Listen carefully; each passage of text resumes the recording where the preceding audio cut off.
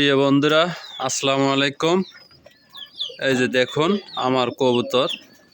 আসলে জায়গা অল্প অল্প জায়গাতে আসলে কবুতর বেশি হয়ে গেলে যে অবস্থাটি হয়ে যায়, এই যে দেখুন কত সংকট। মানে অল্প জায়গার মধ্যে দেখুন কতগুলো কবুতর থাকতে হয়। এই যে দেখুন,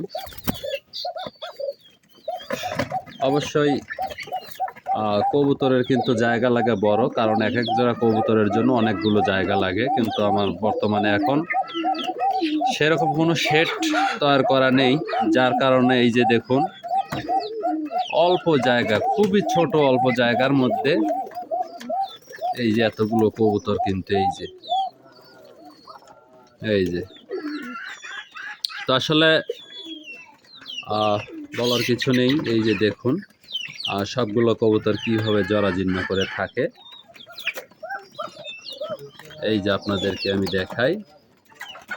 এই যে দেখুন অল্প জায়গার মধ্যে হলে যা হয়। তো মাশাআল্লাহ, এই যে বাইরেও কিন্তু আমার কবুতর আছে। কবুতর কিন্তু আমার এই যে বাইরে দিয়েও থাকে।